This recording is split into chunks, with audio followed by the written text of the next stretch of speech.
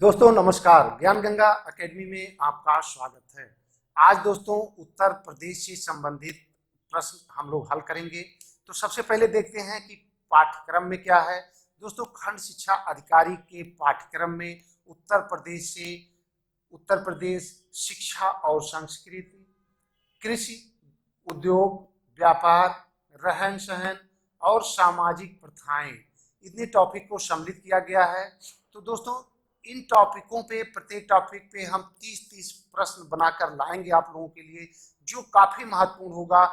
उसमें वही प्रश्न सम्मिलित होंगे जो आयोग परीक्षा में या तो पूछ चुका है या पूछने की संभावना है या बहुत महत्वपूर्ण है।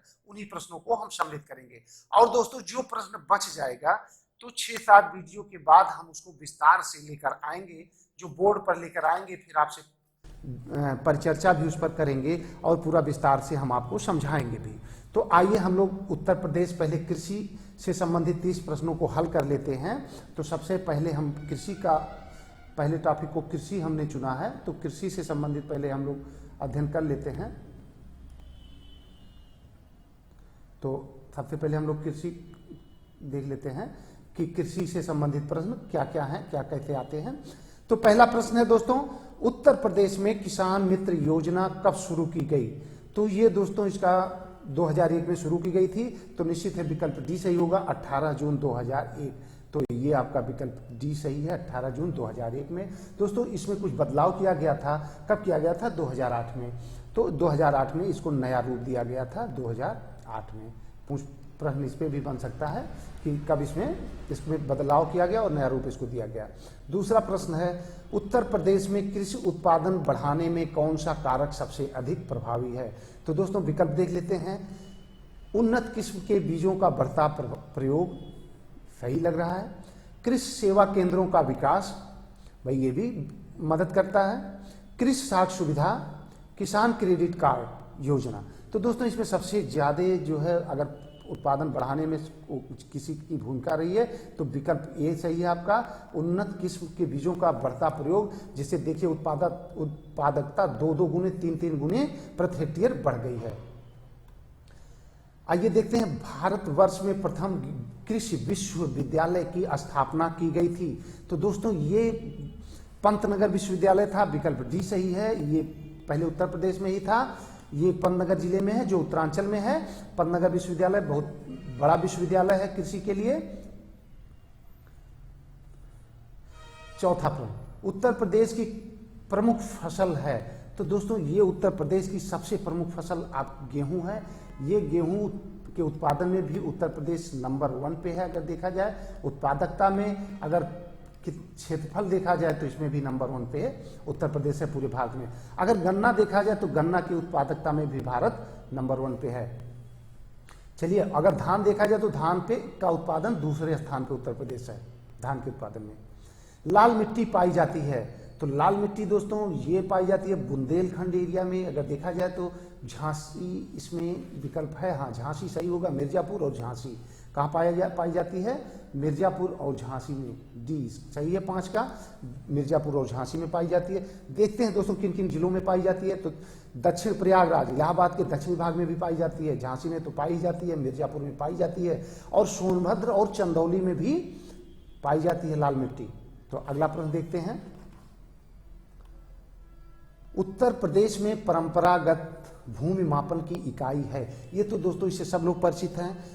ये बीघा है। अगर गांव में देखिए कहते भी लोग इनके पास इतने बीघे जमीन है, उनके पास इतने बीघे जमीन है। तो दोस्तों ये बहुत प्रचलित मानक है। उत्तर प्रदेश में सीमांत कृषक किन्हें कहा गया है? तो सीमांत कृषक दोस्तों सबसे छोटा किसान होता है, जिसको सीमांत कृषक कहते हैं। तो इसके पास कम भूमि होती है, कहा जाए 1 हेक्टेयर से कम होती है। तो विकल्प बी सही है, 1 हेक्टेयर से कम होती है। तो क्योंकि इनके पास 0.39 हेक्टेयर भूमि होती है, 0.39 हेक्टेयर होती है दोस्तों, उनको हम सीमांत किसान कहते हैं। और प्रकार को देख लेते हैं, 1.39 हेक्टेयर वालों को लघु, और 2.4 हेक्टेयर वालों को अर्ध मध्यम किसान, और 5.52 हेक्टेयर वालों को मध्यम किसान कहा जाता है, और 15 हेक्टेयर वालों को बृहद के अंतर्गत आते हैं। कृषक कहा जाता है। दोस्तों एक चीज और भी है, सीमांत किसानों की संख्या सबसे अधिक है 79%, 79.23%। अगर देखा जाए 79.23% है इनकी संख्या सीमांत कृषकों की। चलिए अगला प्रश्न देखते हैं। उत्तर प्रदेश में प्रथम दुग्ध सहकारी समिति की स्थापना कहाँ की गई थी? तो ये लखनऊ में की गई थी। विकल्प से यही लखनऊ में की गई थी।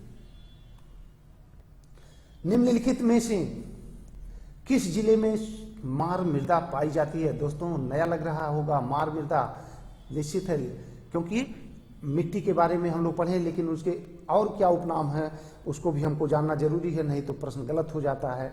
तो ये कहाँ पाई जाती है सबसे पहले देख लेते हैं। ये झांसी और बुंदेलखंड एरिया में पाई जाती है। कौन सी मिट्टी क्यों मार मृदा कहते हैं? दोस्तों ये बुंदेलखंड एरिया में जो मिट्टी पाई जाती है उसको दो भागों में बांटा गया है, पहला काली मिट्टी, दूसरा लाल मिट्टी। अब आप समझ गए होंगे, तो लाल मिट्टी को ही मार मिट्टी कहा जाता है दोस्तों। और लाल मिट्टी आप देखेंगे झांसी, ललितपुर और बांदा में पाई जाती है। तो मार मिट्टी को ही हम लाल मिट्टी कहते हैं, तो आपका विकल्प डी सही है। और काली मिट्टी को क्या कहा जाता है? तो दोस्तों आप जानते ही होंगे, रेंगूर कहा जाता है और कपास मिट्टी भी इसे कहा जाता है। चलिए अगला प्रश्न देखते हैं। उत्तर प्रदेश को भारत का शक्कर का कटोरा क्यों कहा जाता है? इसको स्पष्ट करने के लिए निम्नलिखित कथनों पर विचार कीजिए।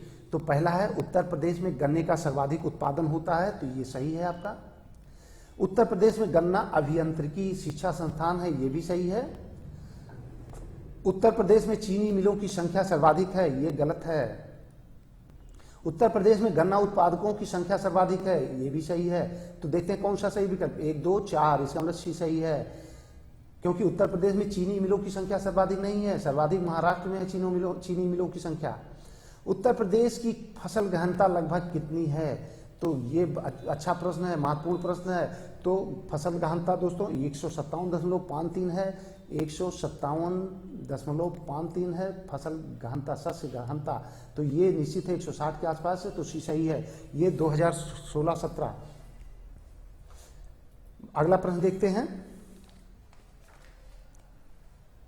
उत्तर प्रदेश में खरीफ फसल की बुआई होती है। तो दोस्तों फसलों को हम 3 भागों में बांटे हैं, रबी, खरीफ और जायद। तो खरीफ की बात कर रहे हैं, तो पहले देख लेते हैं कब बुआई होती है, फिर चर्चा करते हैं उस पर। तो ये दोस्तों जून जुलाई में बोया जाता है। अभी आपको ध्यान होगा धान की फसल कब लगाई गई थी? निश्चित है जुलाई जून में ही धान की रोपाई होती है, बीज डाला जाता है। तो धान के साथ आप खरीफ को जोड़ लीजिए और रबी के साथ गेहूं को जोड़ लीजिए, उसके साथ जो फसल बोई जाती है उसको आप आराम से जान जाएंगे। तो देख लेते हैं दोस्तों। तो निश्चित है जून जुलाई में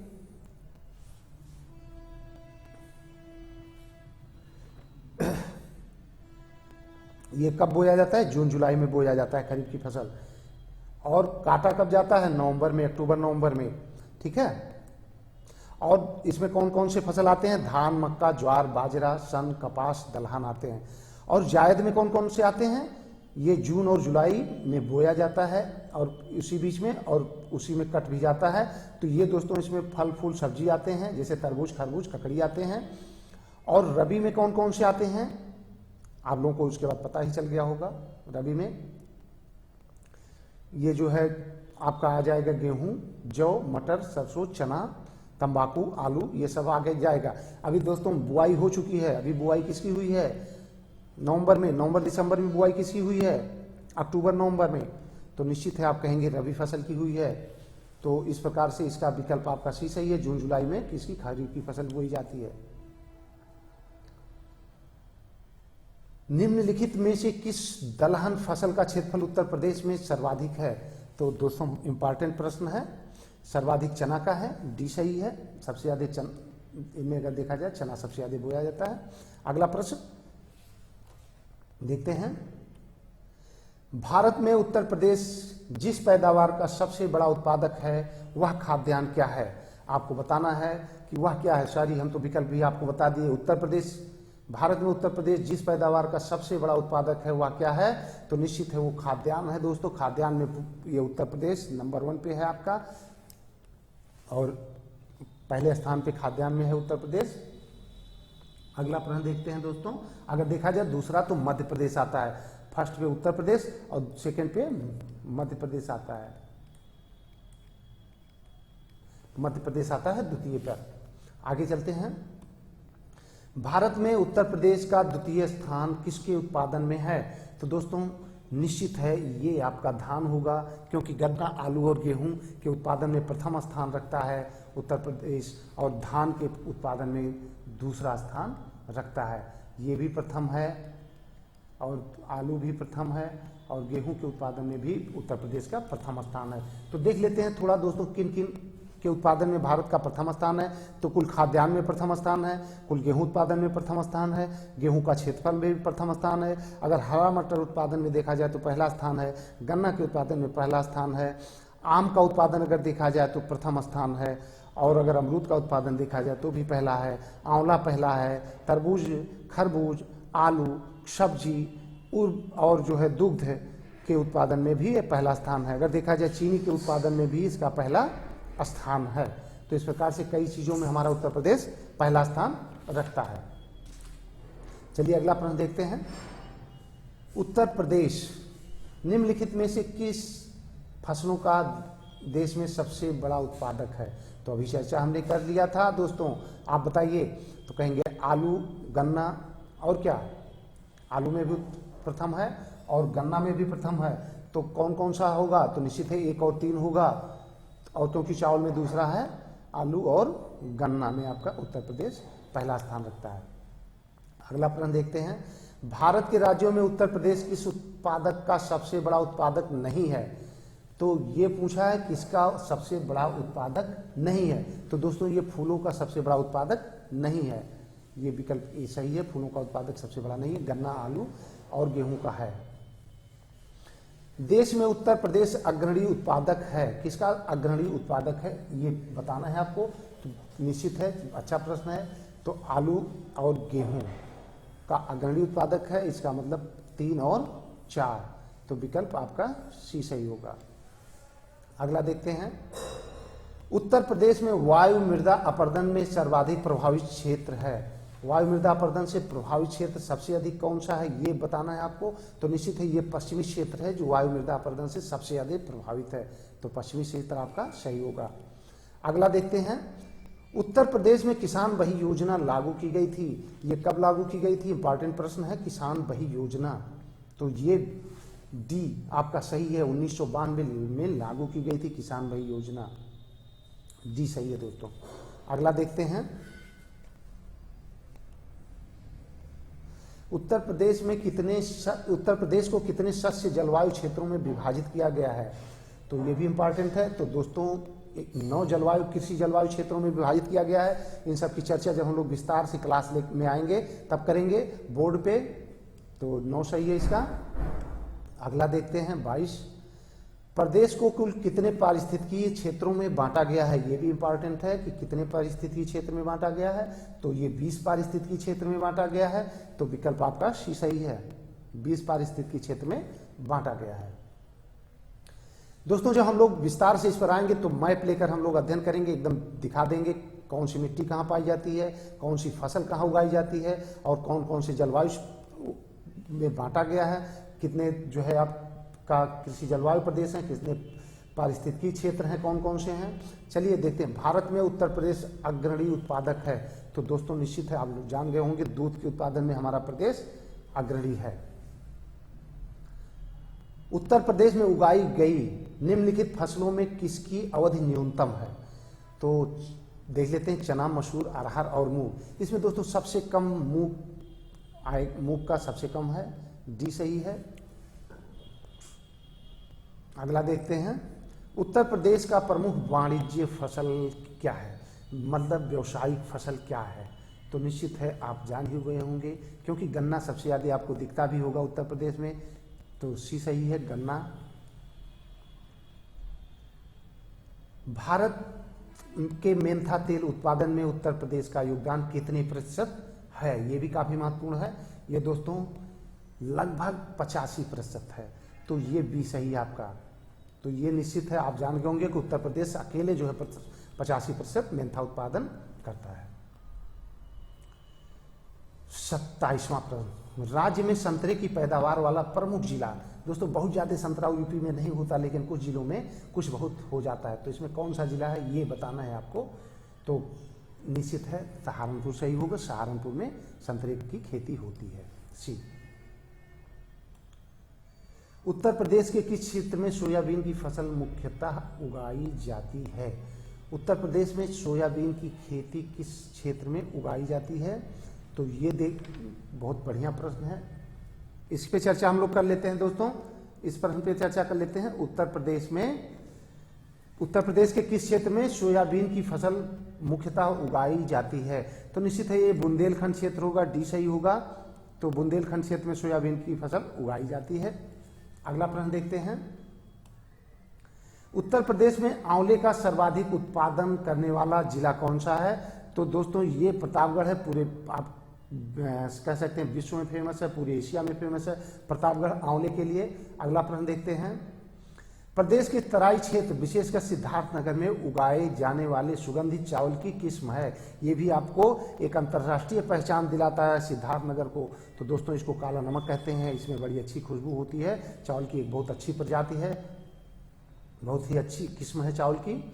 तो दोस्तों 30 प्रश्न हम लोग हल कर चुके हैं। दोस्तों अगर ये वीडियो मेरा पसंद आया हो तो लाइक करिएगा, दोस्तों सब्सक्राइब करिए, दोस्तों को शेयर करिए, और अगर आप अभी तक सब्सक्राइब ना किए हो तो प्लीज़ सब्सक्राइब कर दीजिए, और जिससे हम आगे और भी बेहतर आप लोगों के लिए ला सकें। तो धन्यवाद, नमस्कार।